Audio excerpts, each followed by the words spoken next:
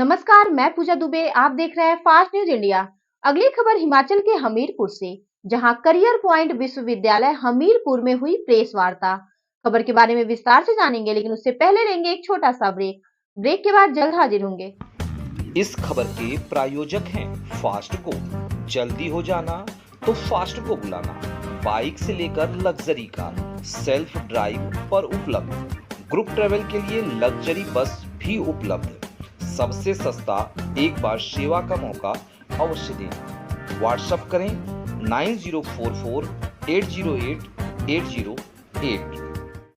Break के बाद आप सभी का स्वागत है। खबर हिमाचल के हमीरपुर से, जहां सेजल शर्मा, जो कि अभी 12वीं कक्षा में पढ़ रही हैं, औरों के लिए उम्मीद की किरण बन रही हैं। सेजल शर्मा ने एलोपीसिया बीमारी से पीड़ित रोगियों के लिए हर्बल ऑयल को बनाया है, जिससे इस बीमारी से पीड़ित रोगियों को फायदा होगा। सेजल शर्मा ने प्राकृतिक उपचारों की चिकित्सा में उपयोग होने वाले हर्बल दवाइयों में योगदान दिया है। सेजल शर्मा ने बताया कि एलोपीसिया बीमारी से पीड़ित रोगी के सबसे पहले सिर के बाल झड़ते हैं, फिर आंखों के और बाद में पूरे शरीर के बाल झड़ जाते हैं। सेजल शर्मा के इस खोज का भारत से पेटेंट भी करवा लिया है। उनके इस काम का पता जब करियर पॉइंट विश्वविद्यालय हमीरपुर के कुलपति डॉक्टर संजीव शर्मा को लगा, तो उन्होंने विश्वविद्यालय में इंक्यूबेटर सेंटर की लैब में सेजल शर्मा को अपना शोध करने की सुविधा दी। मुख्यमंत्री स्टार्टअप स्कीम के तहत विश्वविद्यालय में एक इंक्यूबेटी के रूप में काम कर रही है।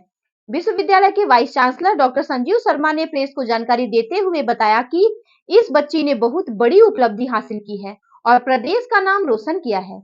करियर पॉइंट विश्वविद्यालय हमीरपुर इस बच्ची को आगे बढ़ाने में हर कदम पर मदद करेगा। इस मौके पर vice chancellor doctor Sanjeev Sharma, Sushri Richa Sharma, Sushri Sejal Sharma, doctor Kuldeep, doctor Karan Thakur और बच्ची के पिता डॉक्टर नवीन गौतम उपस्थित रहे।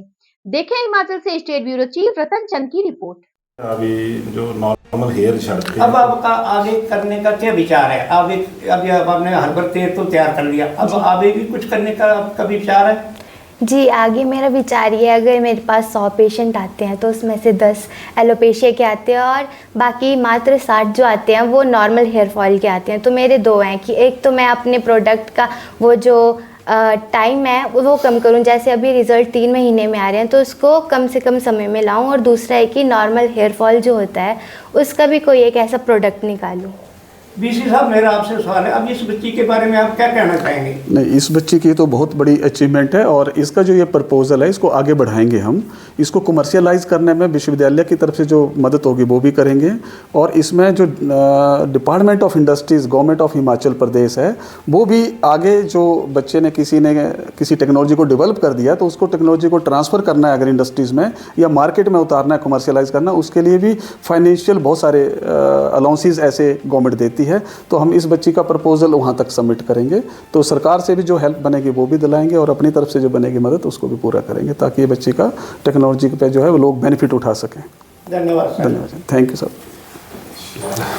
ठीक है। नमस्कार सर। सर, आज आपने प्रेस कॉन्फ्रेंस से रखी है, इसके बारे में जानकारी दीजिए। मैं इस प्रेस वार्ता में आप सबका स्वागत करता हूं और आप लोग आए इसके लिए विश्वविद्यालय की ओर से धन्यवाद भी करता हूं। हमारे यहाँ पे विश्वविद्यालय में 2019 से सीएम स्टार्टअप स्कीम के तहत एक पायोनियर इनक्यूबेटर एस्टेब्लिश किया है, जिसकी पूरी फंडिंग हिमाचल प्रदेश सरकार से आती है। उसमें बच्चे अपना आइडियाज़ लेके आते हैं, चाहे वो टेक्निकल हो, नॉन टेक्निकल हो, प्रोफेशनल हो, नॉन प्रोफेशनल हो, और उस आइडिया को हमारे यहाँ जो मेंटर हैं, टीचर्स हैं, उसको मैच्योर करते हैं, हेल्प करते हैं बच्चों की, और उसको 1 साल बाद फिर कमर्शियलाइज करने तक पहुँचा देते हैं। तो आज की तारीख तक उसमें 40+ इनक्यूबेटीज़ हैं जिनके आइडियाज़ को मैच्योर कर रहे हैं हमारे लोग। और आज जो हम इस प्रेस वार्ता में जो बैठे हैं उसके लिए एक बहुत ही हमारे विश्वविद्यालय के लिए गर्व की बात है कि एक बच्ची जो स्कूल में पढ़ती है, शर्मा क्या नाम, सेजल शर्मा जो हैं, इनका जो आइडिया था वो था हर्बल हेयर मेडिसिन पे। वो जो एक आइडिया था उसको लेके आए और उसको यहाँ पे मैच्योर करा, और आज उसको इन्होंने पब्लिश भी कर दिया, पेपर भी उसका पब्लिश करवाया और पेटेंट तक पहुंच गए हैं, उसको पेटेंट करवा दिया है। पेटेंट का मतलब है कि इस बच्ची के बिना उस आइडिया को कोई भी कमर्शियलाइज, कोई भी फार्मा इंडस्ट्री नहीं यूज़ कर सकती इस बच्चे की कंसेंट के बिना। तो ये बहुत ही हर्ष का विषय है कि एक छोटी सी बच्ची ने जो इन इनक्यूबेटीज़ के बीच में सबसे यंगेस्ट जो बच्ची है वो ये हमारी हुई, और इसने एक आइडिया को मैच्योर करके उसको पेटेंट तक पहुंचा दिया।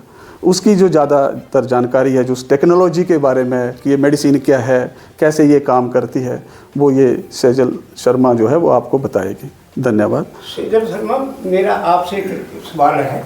आप इतनी छोटी उम्र में, अभी महज आप कितनी क्वालिफिकेशन अभी 12वीं में? हाँ जी। तो मेरा आपसे ये सवाल है कि आपके दिमाग में ये कैसे आया कि ये इस चीज़ को हम करें? कैसे आइडिया आया दिमाग में? क्या से प्रेरणा मिली आपको? जी, तो इसका आइडिया मेरे को तब आया जब मैंने अपने स्कूल में कुछ बच्चों को जो कि +1 में पढ़ रहे थे, कई 7th में थे और कई बहुत छोटे जैसे 2nd में पढ़ रहे थे, उनको देखा तो उनके हेयर्स ना झड़ रहे थे, राउंड पैचेस में वो झड़ रहे थे। और सबसे ज़्यादा तो मेरे को हर्टफुल तब लगा जब मैंने देखा कि वो अपने आप को कट ऑफ फील करते हैं सोसाइटी से, उनसे कोई बात नहीं करना चाहता और वो खुद को डिप्रेस्ड फील करते हैं। और मैंने ऐसा भी सुना जब मैंने रिसर्च इस पर ज़्यादा की कि कई पेशेंट्स ने तो सुसाइड कर लिया। तो फिर ये मेरे को प्रेरणा का स्रोत बना। नहीं, ये जो आपका हर्बल तेल है, आपने किस किस के ऊपर आजमाया था इसको? जी, इसका दिखाएंगे आप कुछ? जी। कितने लोगों पे करा? तो यहाँ पे मेरे पास ये 2 लोगों के रिजल्ट्स हैं। ये पहले था, फिर ये 1st मंथ की प्रोग्रेस, फिर ये 2nd की, फिर ये 3rd की। यहाँ पे आप देखेंगे तो ये जो एक लड़का है इसकी आईब्रोज भी झड़ गई थी और पूरे बाल भी झड़ गए थे। फिर यहाँ पे इसके बाल आने लगे और यहाँ पे तो पूरे सारे बाल आ गए और आईब्रोज भी पूरी आ गई हैं।